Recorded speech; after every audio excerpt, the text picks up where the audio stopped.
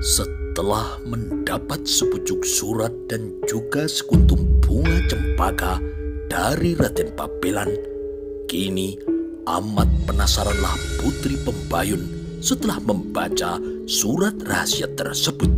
Kemudian sang putri bertanya kepada empannya, "Mbok, apakah Raden Pabelan itu berwajah tampan, Mbok?"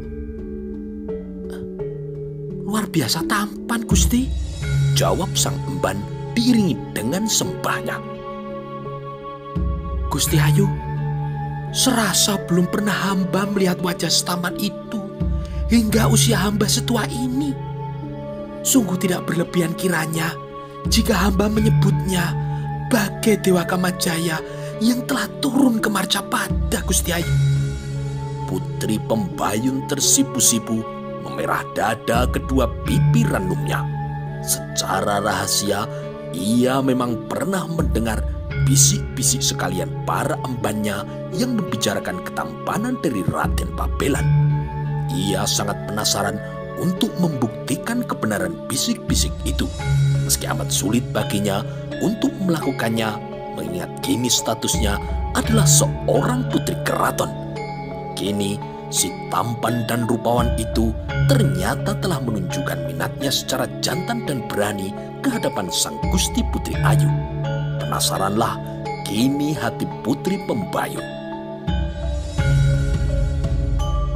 "Mbok," kata Putri Pembayun secara berhati-hati, perlu baginya mengedarkan pandangannya untuk memastikan tidak ada yang mendengar ucapannya. "Mbok, jika memang Raden Pabelan berniat mengabdi kepadaku, pintalah ia besok malam untuk masuk ke Taman Keputren. Aku akan menunggunya di taman belakang, Mbok. Pintalah ia agar berhati-hati, karena hanya kematian yang akan ditemuinya jika sampai tertangkap oleh prajurit penjaga." "Sendika dawuh, Gusti Ayu. Satu lagi, Mbok. Si Mbok harus bisa menjaga rahasia ini rapat-rapat. Gusti Ayu, rahasia ini sekali-kali tidak akan terbuka dan mungkin akan terkubur bersama dengan jasad hamba. Seandainya pun Gusti Kanjeng Sultan menanyakannya, hamba akan tetap menyangkalnya. Gusti Ayu dapat mengandalkan kesetiaan hamba seperti yang selama ini hamba hambarkan." Puaslah kini hati Putri Pembayun mendapati janji dari embannya tersebut. Sang emban pun secara rahasia kemudian menemui kembali Raden Pabelan dan menyampaikan pesan dari Putri Pembayun. Raden Pabelan pun kini menyanggupi permintaan dari Putri Pembayun. "Mbok, haturkan kepada Kanjeng Putri Pembayun, aku pasti akan menemuinya besok malam sesuai perintahnya." "Berhati-hatilah, Raden," pesan si emban. "Tentu, Mbok. Aku masih sayang dengan nyawaku yang hanya selembar ini, Mbok," tandas Raden Pabelan. Alangkah gembiranya hati Raden Pabelan mendapati perasaannya disambut oleh putri dari Sultan Bajang tersebut. Namun kini yang menjadi pemikirannya adalah bagaimana ia bisa masuk ke dalam Taman Keputren yang dijaga teramat ketat tersebut dan juga dikelilingi oleh tembok yang tinggi dan tebal. Akhirnya Raden Pabelan pun memberanikan diri untuk meminta saran dari romonya yang ternama Amat Waskito, sakti, dan juga sangat digdoyo. Sekejap kemudian Raden Pabelan pun kemudian menemui romonya. "Romo, apa yang harus hamba lakukan untuk bisa memenuhi panggilan dari Kanjeng Putri Pembayun? Sementara ia tinggal di Taman Keputren Pajang yang dijaga teramat ketat serta dikelilingi tembok tinggi dan kokoh." "Bukankah telah ternama kesaktianmu selama ini, Ger? Kamu mampu mengikat wanita manapun yang engkau kehendaki. Tua, muda, gadis, janda, bahkan yang sudah bersuami pun akan bertekuk lutut untuk mengemis cintamu. Hah? ejek Tumenggung Mayang. Panas telinga Raden Pabelan mendapati sindiran dari romonya yang teramat pedas tersebut. Namun mau bagaimana lagi, ia sangat membutuhkan bantuan dari romonya. Dengan memasang muka tebal, ia pun kemudian berkata, "Romo, dengan ajian Cirak Banon yang Romo miliki, hamba akan mampu melompati tembok Keputren, dan dengan Aji Halimunan, hamba akan dapat menembus Taman Keputren tanpa diketahui prajurit Munggaga. Maka, hamba mohon agar Romo berbaik hati untuk mengajarkannya pada hamba, sembah Raden Pabelan." "Baiklah, Romo akan mengajarimu ajian Cirak Banon. Romo juga akan mengajarimu Aji Halimunan agar kau tidak terlihat oleh para prajurit jaga. Namun, ada satu hal yang perlu engkau ingat. Kamu tidak boleh berhubungan badan dengan wanita yang bukan istrimu. Ketika kamu telah berhubungan badan, maka akan punahlah ajian Cirak Banon dan Halimunanmu, meskipun kau merapal cabang mantramu 1000 kali. Itulah pantangan dari Aji Cirak Banon dan Halimunan. Ingat itu baik-baik putraku," peringat Tumenggung Mayang. Raden Pabelan pun kini menganggukkan kepalanya mengaminkan peringatan dari romonya. Tumenggung Mayang pun kemudian mengajari Raden Pabelan Aji Cirak Banon tersebut. Hanya dalam waktu 1 malam saja, Raden Pabelan telah berhasil menguasainya dengan baik. Pada keesokan malam harinya, Raden Pabelan mulai melaksanakan titah dari pujaan hatinya tersebut. Seiring kian merayapnya sang malam, Raden Pabelan pun kemudian mendekati Taman Keputren. Seketika, Aji Cirak Banon dilepaskannya dengan mengusap-usapkannya pada tembok benteng yang hendak dilompatinya. Tembok benteng yang tinggi dan kokoh itu kemudian laksana ambles ke dalam tanah setelah diusap-usap oleh Raden Pabelan. Raden Pabelan pun kini bergerak gesit dan berhati-hati setelah memasuki wilayah Taman Keputren. Ia menyelinap di antara tanaman dan bangunan, kemudian ia pun merapal Aji Halimunan yang membuat tubuhnya seolah menghilang untuk menghindari para prajurit yang hilir mudik meronda. Ia juga menghindari emban-emban yang masih terjaga. Kemudian ditemunya Emban Soko, emban terpercaya dari Putri Pembayun. Tanpa berucap sepatah kata pun, Emban Soko kemudian mempertemukan Raden Pabelan dengan Putri Pembayun di taman belakang. Maka setelah saling bertemu, kemudian saling tertariklah keduanya. Raden Pabelan kini amat terpesona dengan kecantikan dari Putri Sultan Hatiwijoyo. Begitu pula dengan Putri Pembayun.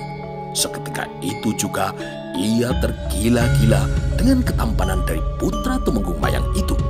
Keduanya bagai sepasang kekasih yang baru saja bertemu setelah lama berpisah. Mereka pun kemudian saling memadu kasih dan dilecut oleh perasaan asmara yang terus membubung ke langit. Putri Pembayun pun kemudian mengajak Raden Pabelan untuk memasuki kamar pribadinya. Maka kini tidak ada lagi sekat pembatas di antara keduanya. Raden Pabelan dapat bebas menyalurkan hasrat kelelakiannya dan Putri Pembayun juga menerimanya dengan sukacita. Bagai pasangan suami istri, bersatulah mereka dalam gelora deburan ombak asmara yang terus bergejolak tanpa henti. Hingga menjelang pagi, kemudian keduanya terus larut memperturutkan hawa nafsunya, laksana sepasang pengantin ketika memasuki malam pertama mereka. Pesan Ramandanya kini tidak lagi diingat oleh Raden Pabelan, dan setelah itu ia pun merasakan kebenaran dari pesan tentang pantangan Aji Cirak Banon itu. Selepas sepuas-puasnya ia menggumuli dan menumpahkan hasrat kelelakiannya pada Putri Pembayun, ia bagai terpenjara dalam Taman Keputren. Aji Cirak Banonnya bagai pedang yang tumpul dan seperti hanya tinggal barisan cabang mantra belaka. Berulang-ulang kali ia mengusap-usap tembok yang tinggi itu dan kemudian merapalkan cabang mantra ajiannya. Namun tetap tidak mampu ia membuat pagar penghalang itu untuk ambles ke dalam tanah seperti tadi. Melihat hal itu, sang Raden pun seketika terbayang kematian di benaknya. Ia kini mendapati dirinya bagai seekor tikus yang telah terperangkap di jerat besi yang kukuh tanpa tersisa lagi celah baginya untuk keluar. Ketika itu, entah mengapa, tiba-tiba terbayang sosok Roro Suminten di hati Raden Pabelan. Beberapa hari yang lalu, ia membawa Roro Suminten yang tengah hamil akibat perbuatannya kepada seorang dukun ilmu hitam untuk menggugurkan kandungannya dan membuatnya menjadi linglung. Setelah berhasil, ia lalu menyewa 2 orang jago bayaran untuk mengawal Roro Suminten untuk pulang ke desanya di desa Karangpulutan. Namun ternyata 2 orang jago bayaran itu malah memperkosa Roro Suminten di tengah jalan, kemudian menghabisi nyawa gadis malang itu. Mereka pun membuang jasad gadis Putri Ki Demang Supono tersebut ke arah Kalilawean.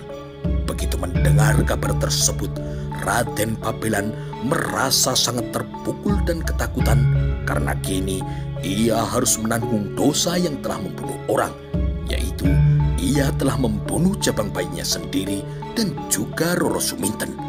Bergidik ngerilah hati Raden Pabelan membayangkan hukuman atas perbuatannya kali ini. Raden Pabelan dan Gusti Putri Pembayun kini menjadi panik. Gusti Ayu, apa yang harus kita perbuat? Tanya Raden Pabelan dengan panik. Sebaiknya Kakang bersembunyi dulu di kamarku. Nanti kita cari cara agar Kakang dapat keluar dari taman keputrian ini, jawab Putri Pembayun seraya berusaha untuk menenangkan kekasih hatinya yang panik.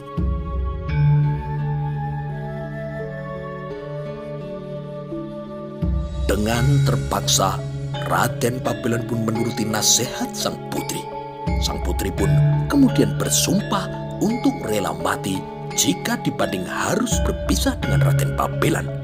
Amat besarlah kini rasa terima kasihnya setelah mendengar sumpah Putri Pembayun yang rela mati bersamanya jika perbuatan terlarang mereka sampai diketahui oleh Kanjeng Sultan Hadiwijoyo.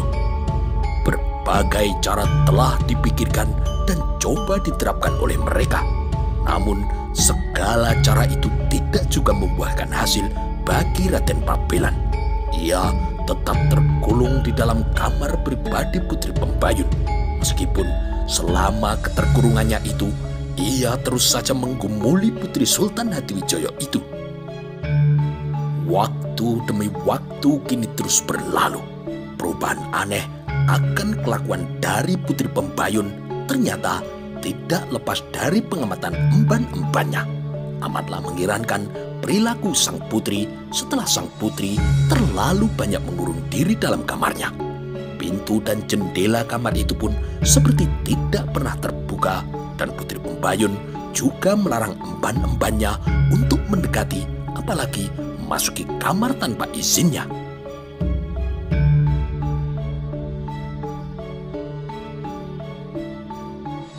Sementara itu, di Balai Katemangan Mataram, seorang Lurah Tamtomo melapor pada Gusti Senopati dan Ki Juru Mertani bahwa Raden Ronggo sudah pulang.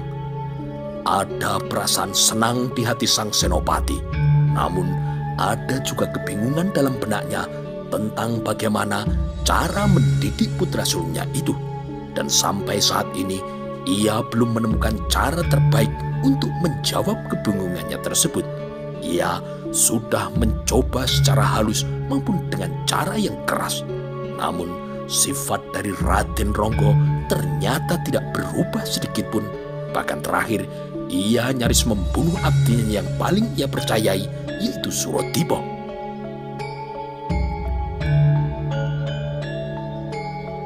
Anak itu memang keras kepala. Apa yang harus saya lakukan, Paman? Tanya sang senopati pada Ki Jurumertani sambil berjalan mondar-mandir di kamarnya.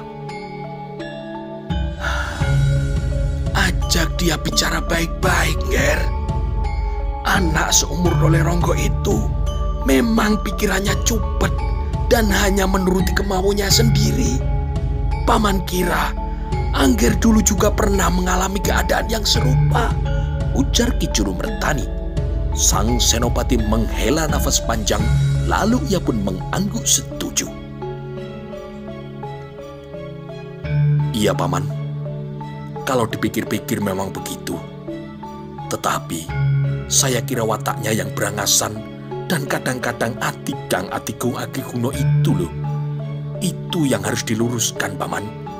Ki Jurumertani mengangguk. Ya, Paman setuju pendapat Angger. Itu benar sekali, Nger. Hanya masalahnya cuma caranya, Nger. Bagaimana agar Dole Ronggo itu bisa menyadari akan kekeliruannya? Iya, Paman.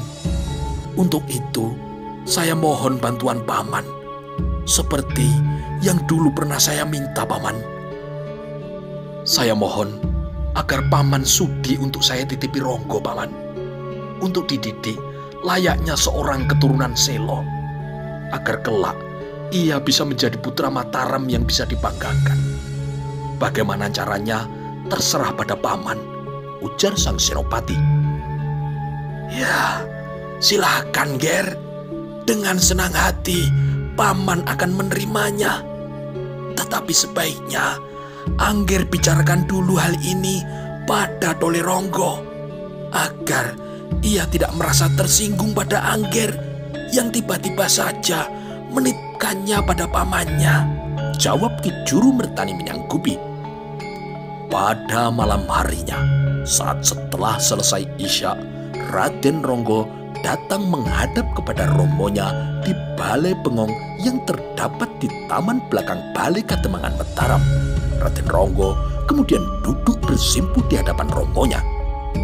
Sang senopati terdiam beberapa saat sambil menatap wajah putranya yang menundukkan kepalanya ke bawah. Setelah beberapa saat, kemudian barulah sang senopati berujar, Ger, sebagai keturunan orang Selo yang terkenal andapasor, Romo malu, Ger, melihat tingkah lakumu. Seolah-olah hanya dirimu manusia yang paling sakti di muka bumi ini. Sehingga kini kamu cenderung hanya mendengar apa yang menjadi suara hatimu itu sendiri, Ger. Raden Ronggo terdiam dalam posisi tetap menundukkan kepalanya. Sang senopati menoleh sebentar menatap bintang gemintang dan juga bulan sabit yang tengah menghiasi langit malam yang bagaikan hamparan kain bludur hitam yang maha luas. Kemudian ia kembali menatap putranya.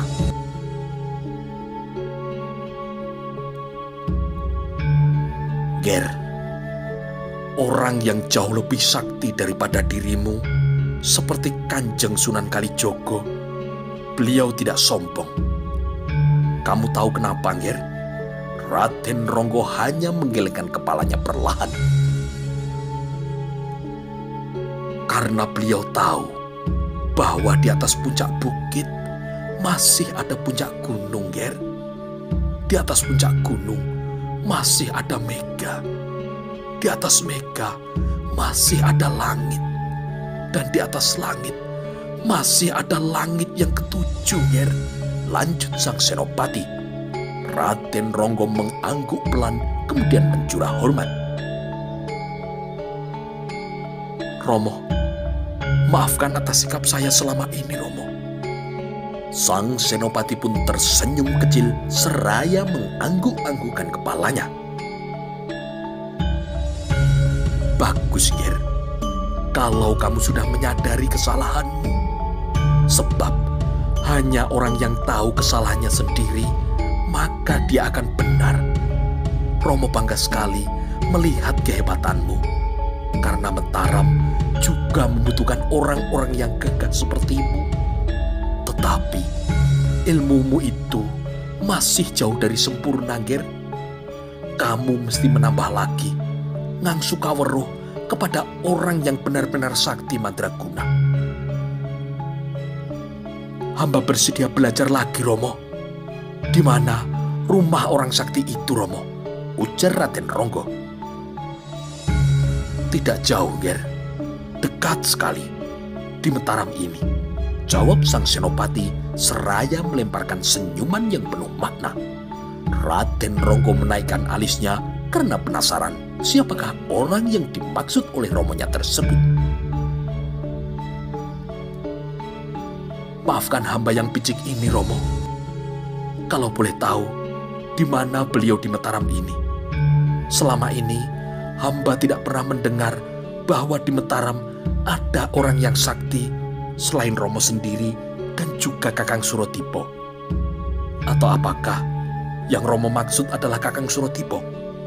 Karena Kakang Suratipo mampu bertahan dari semua ajian saya, termasuk aji Banyu Geni dan aji Gelap Ngampar, tanpa melawan sedikit pun, Romo. Apalagi hamba juga pernah mendengar bahwa keris pusakanya itu teramat sakti. Ya, Kakangmu Suratipo itu memang sakti mandraguna. Dia juga orang yang cerdas, Ger.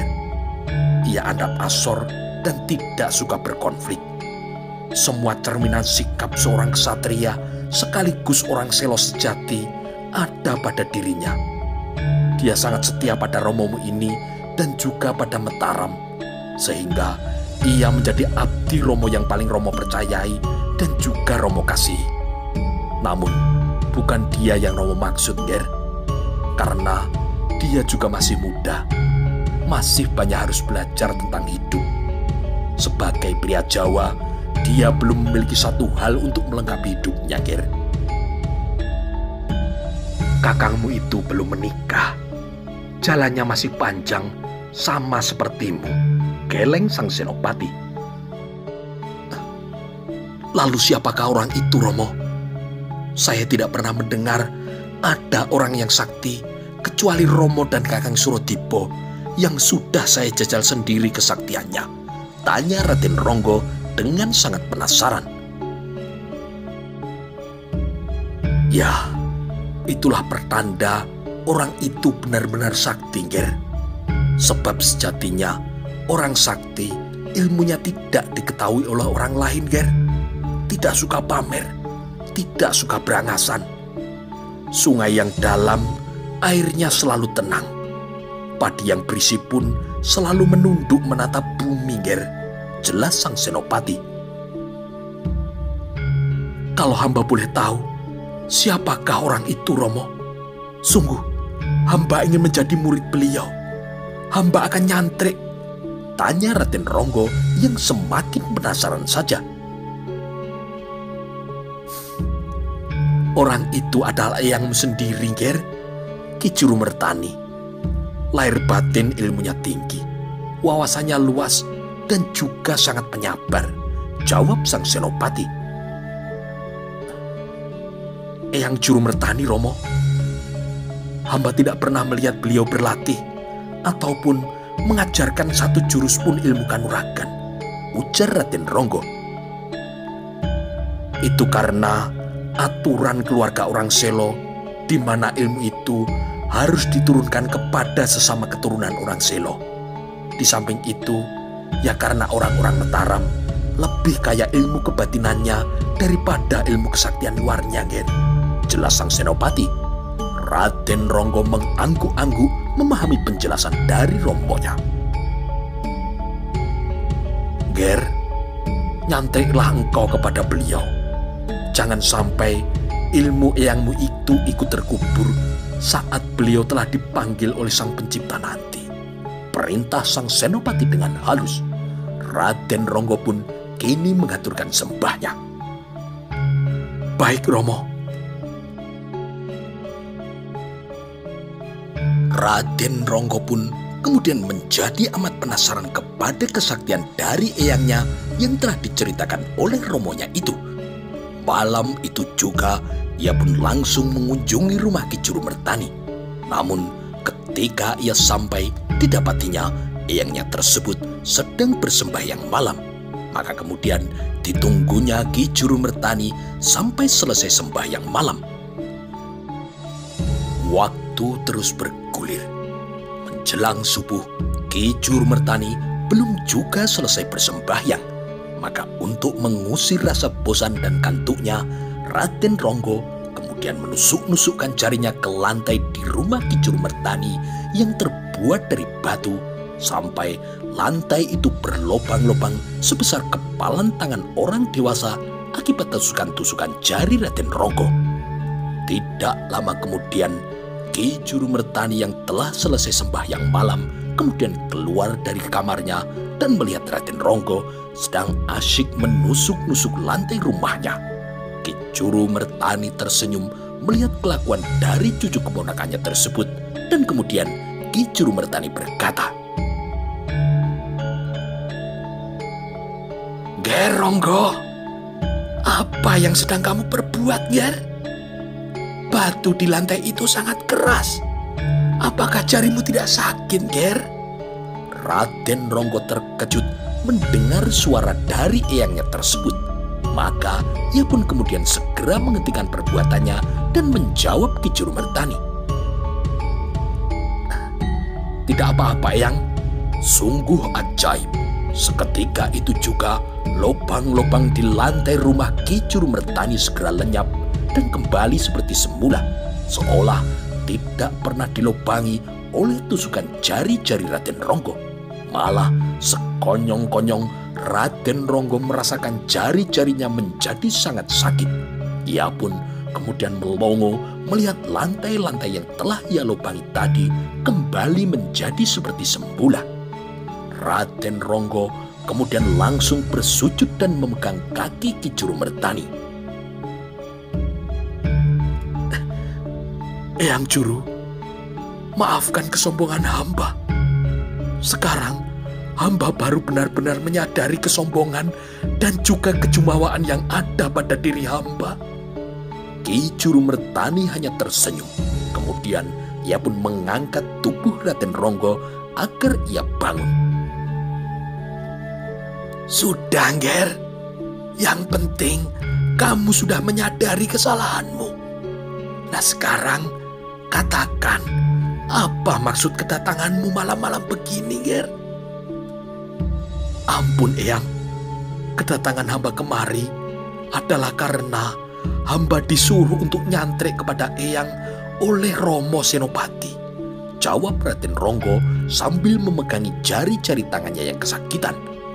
Ki Juru Mertani pun tersenyum sambil mengusap-usap jenggotnya yang sudah memutih.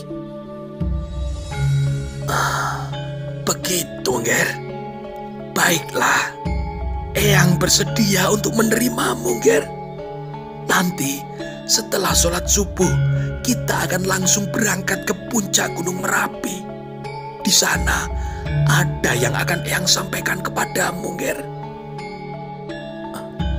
"Baik, Eyang," jawab Raden Ronggo sambil menjura hormat.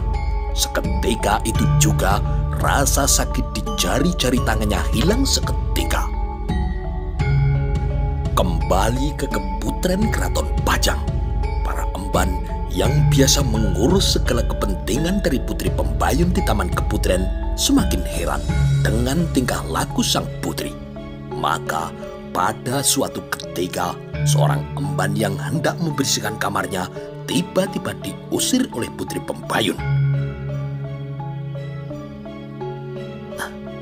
"Bagaimana hamba harus membersihkan kamar Gusti Ayu jika Gusti Ayu tidak mengizinkan hamba untuk memasukinya?" Seorang emban mengungkapkan tanya ketika berkesempatan bertemu dengan Putri Sultan Hadiwijaya tersebut. "Biar aku yang membersihkannya sendiri, Mbok." "Gusti Ayu membersihkan kamar Gusti Ayu sendiri? Duh Gusti, bisa-bisa hamba akan terkena masalah, Gusti." Namun Putri Pembayun tetap bersikeras melarang siapapun juga dari 40 empannya itu untuk memasuki kamarnya. Ia bahkan mengancam akan memecat siapapun juga yang berani melanggar larangannya. Hingga 3 hari kemudian sudah genap 10 hari semenjak Putri Pembayun bersikap aneh dan melarang siapapun juga memasuki kamarnya. Emban-emban yang penasaran nekat menerjang larangan dari Putri Pembayun. Dengan diam-diam mereka mendekati kamar pribadi dari Putri Pembayun untuk mencari tahu apa yang sedang terjadi. Maka kini terbukalah rahasia besar itu setelah para emban memergoki Putri Pembayun dan Raden Pabelan sedang bergumul bermesraan layaknya sepasang suami istri. Gemparlah kini seluruh taman Keputren bagai dilanda lindu yang berkekuatan dahsyat.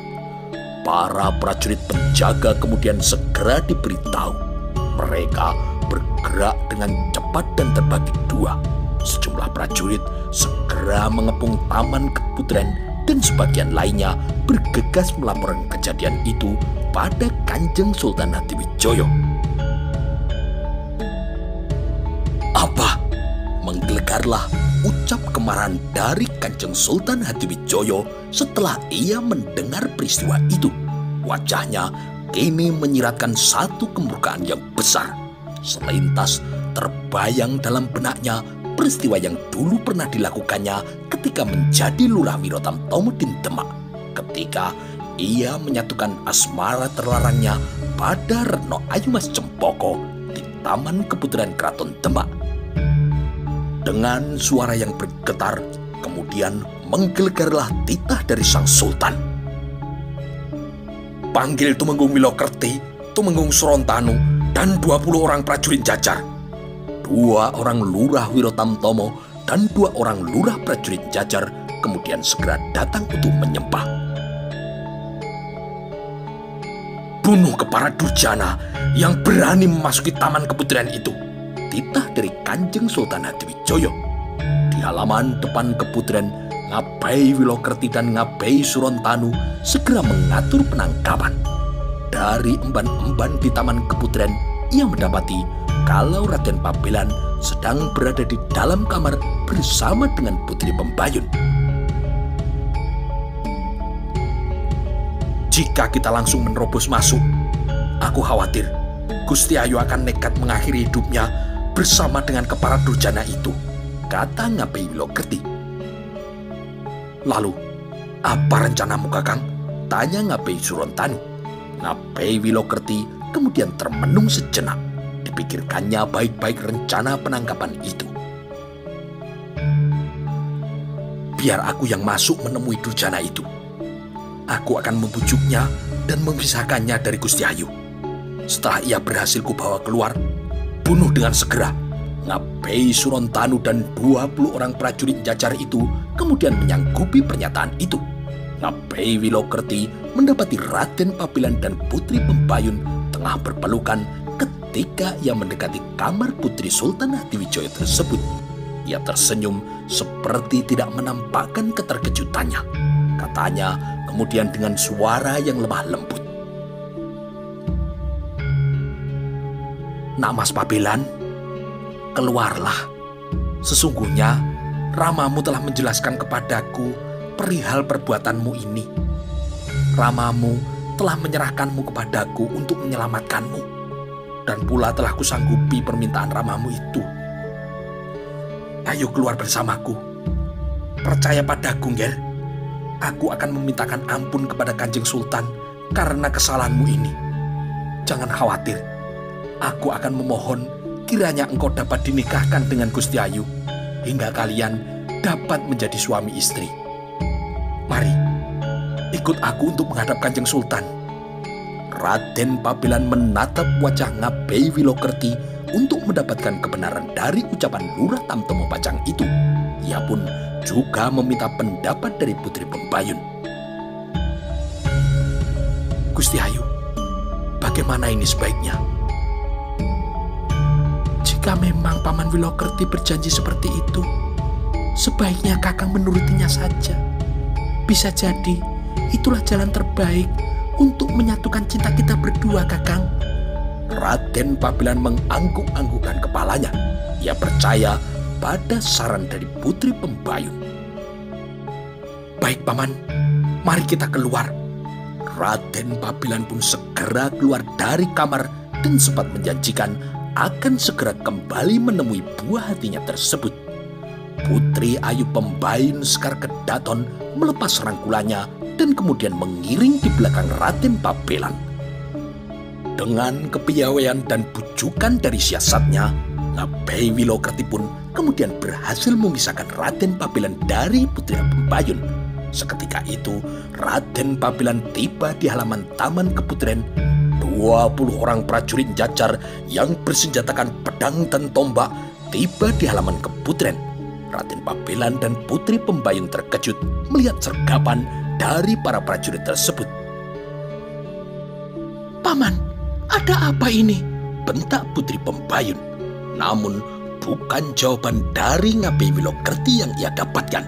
Ngabai Wilokerti dengan gerakan yang amat cepat kemudian menghunus keris pusakanya dan menusukkannya di perut Raden Pabilan. Ngabai Wilokerti sengaja tidak menusukkan kerisnya terlalu dalam agar Raden Pabilan tidak langsung mati seketika itu juga. Setelah Ngabai Wilokerti mencabut kerisnya dari perut Raden Pabilan, 20 orang prajurit Jajar kemudian segera menyerang Raden Pabilan yang sedang mengerang kesakitan karena tersiksa oleh rasa sakit yang teramat sangat. Tubuh putra Tumenggung Mayang tersebut dihujam beramai-ramai oleh 20 orang prajurit Jajar. Putri Pembayun kini hanya bisa menangis menjerit-jerit saat melihat kekasih tercintanya yang telah merampok cintanya habis-habisan itu disergap lalu dirajam beramai-ramai oleh 2 orang prajurit Pajang. Puluhan mata tombak dan pedang yang tajam kini menghujam bertubi-tubi pada tubuh Raden Pabilan yang sebelumnya sudah sekarat akibat tusukan keris dari Ngabai Wilokerti tanpa sempat dihalang-halangi oleh Putri Pembayun. Tewaslah kini Raden Pabilan dengan luka yang teramat parah sampai jasadnya kini tidak berwujud lagi akibat rajaman dari berbagai senjata para prajurit Pajang. Setelah itu, jasad dari Raden Pabilan kemudian diseret bagai bangkai binatang hingga tiba di depan Balai Riung Penghadapan Keraton Pajang.